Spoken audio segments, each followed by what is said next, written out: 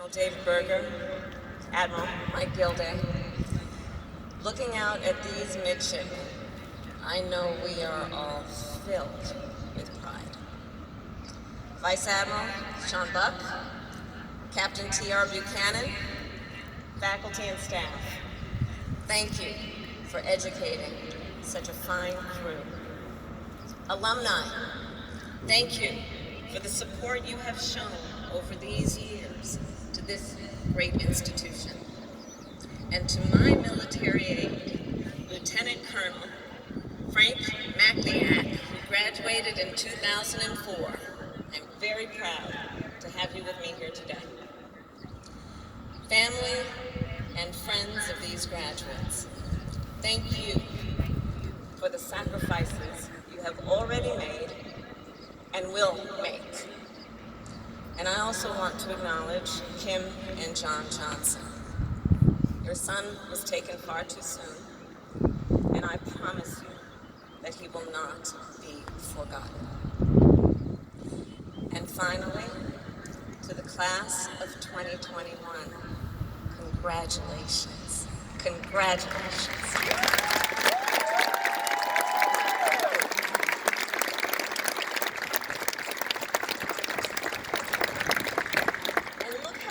You've come. So you endured 0530 PT and Prono exams. You excelled on athletic fields and in academic exercises.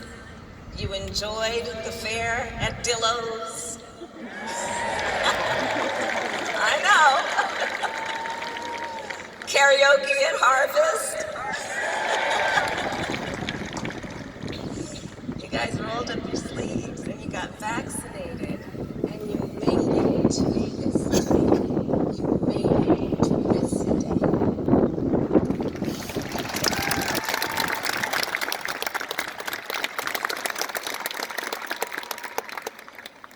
And this day that is not only a commencement, this day that is a commissioning.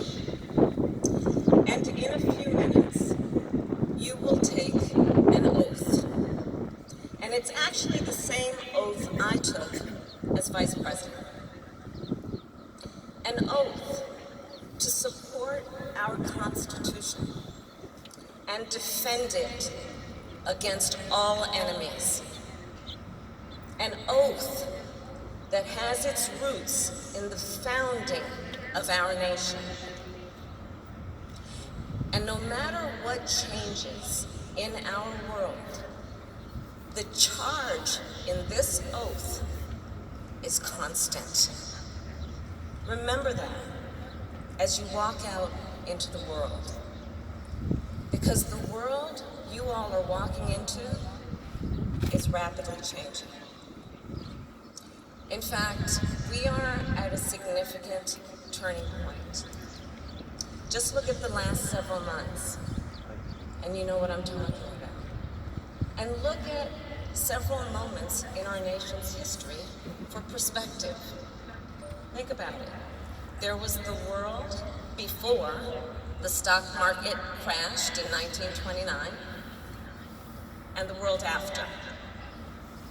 The world before the attack on Pearl Harbor in 1941, and the world after.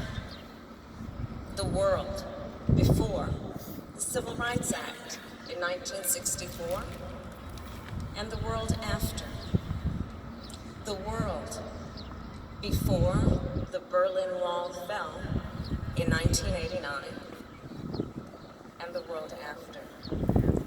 At some of these critical moments, our nation was compelled to take a hard look at both our priorities and our preparedness.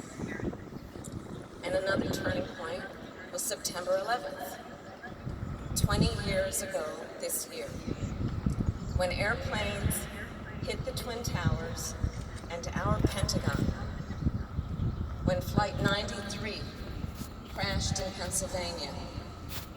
That day shaped your entire life, and it shaped our entire nation. it tested our systems, our structures, our very standing in the world. Well, midshipmen, we are now entering the next era. A new age, a new epoch with its own tests, with its own challenges, and with its own opportunities. The global pandemic, you see, of course, has accelerated what was happening before, and it has accelerated our world into a new era. It has forever impacted our world. It has forever influenced our perspective. And if we weren't clear before, we know now, our world is interconnected. Our world is interdependent. And our world is fragile. Just think, a deadly pandemic can spread throughout the globe in just a matter of months. A gang of hackers can disrupt the fuel supply of a whole seaboard. One country's carbon emissions can threaten the sustainability of the whole Earth. This, midshipmen, is the era we are in, and it is unlike any era that came before. So the challenge now, the challenge before us now, is how to mount a modern defense to these modern threats. So let me share with you, for example, a personal experience. A few years ago, when I was in the United States Senate, I visited the USS Scranton. It was outside of San Diego, California. And at the time, I was also a member of the Senate Intelligence Committee. So when I was aboard the vessel, I asked the officers, said, hey, tell me, what does it take to protect such a valuable asset against cyber attacks? And they told me, it's pretty simple. Equipment and experts. Well, the way I see it, midshipmen, you are those experts. On the issue of cybersecurity, foreign adversaries have their sights set on our military technology, our intellectual property, our elections, our critical infrastructure. The ransomware attack by criminal hackers earlier this month, well, that was a warning shot. In fact, there have been many warning shots. So we must defend our nation against these threats. And at the same time, we must make advances in things that you've been learning. Things like quantum computing and artificial intelligence and robotics and things that will put our nation at a strategic advantage. And you will be the ones to do it. You will be the ones to do it because the United States military is the best, the bravest, and the most brilliant.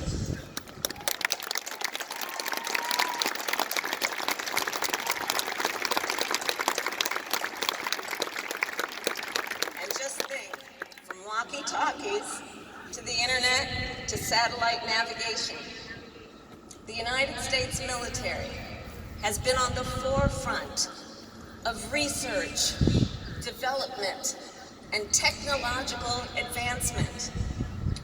That is a point of American pride. And as I look out at all of you, I know you will build on that leadership. And then, of course, there is climate change, which is a very real threat to our national security. And I look at you, and I know you are among the experts who will navigate and mitigate this threat. You are ocean engineers who will help navigate ships through thinning ice.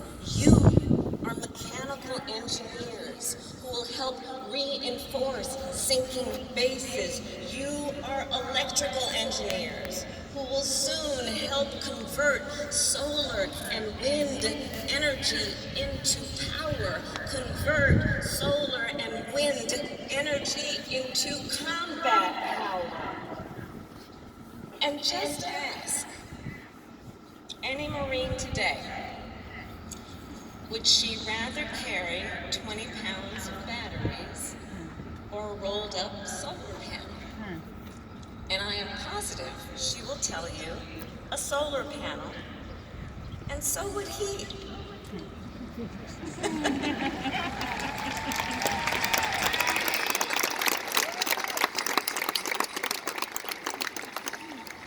The American people are depending on you. The best, the bravest, the most brilliant. We saw this during COVID-19 when Americans watched how members of our military helped vaccinate our nation. Because you know biological threats like pandemics and infectious diseases are yet another threat in this era. And you are confronting this threat. Our military helped develop the technology that made the vaccine possible. Naval researchers also figured out how to use 3D knitting machines to make masks. Naval labs monitored the spread of the disease, and the Marine Corps and the Navy are leading on making the connection between the pandemic and medical readiness of our fighting forces for the future. Class of 2021, you are prepared for all of this. You are prepared for any threat, and you are prepared for this new era.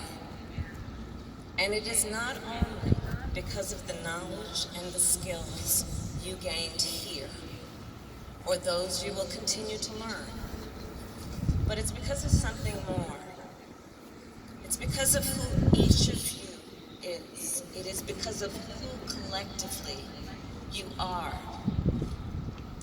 So as I conclude today, that's what I want to talk about. I want to talk about you. As Vice President, I've come to know the United States Navy quite well. Every day, in fact, I'm surrounded by sailors and Marines, and your tradition and your history. And I mean that literally. So I often travel on Marine 2. In fact, that's how I arrived today. My residence is on the grounds of the United States Naval Observatory. My West Wing office features a desk built by Seabees from timbers of the USS Constitution. My ceremonial office, was once occupied by the Secretary of the Navy. And displayed there, I have placed the shoulder boards of your brigade commander, Midshipman Sidney Barber.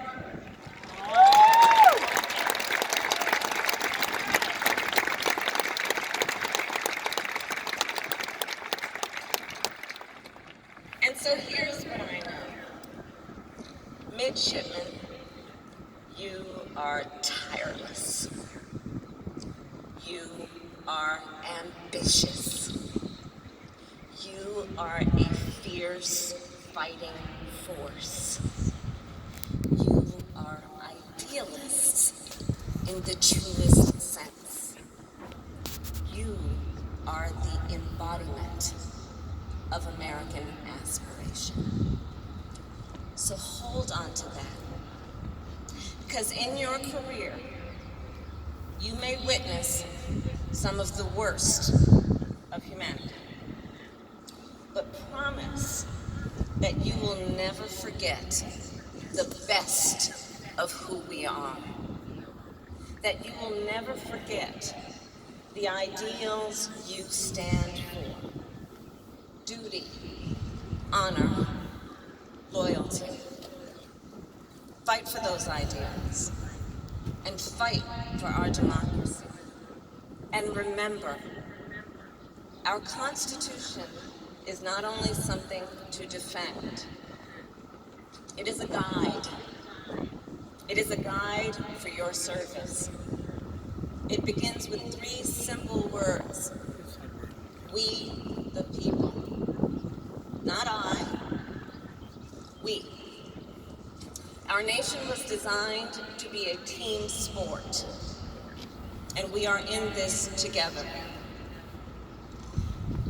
So, finally I'll just share with you, on my way to the stadium this morning, I stopped by the cemetery to pay my respects to my dear former colleague, a great and courageous American, Senator John McCain.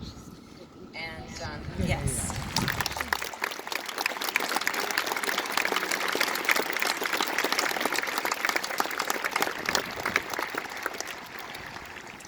So most people don't know, he wanted to be buried next to his best friend, who he met on the yard, Admiral Chuck Larson. That is the ultimate example of what I mean. In it together. So midshipmen, throughout our history, officers in the United States Navy, officers in the United States Marine have risked everything to defend our freedoms. Today, you will swear to do the same.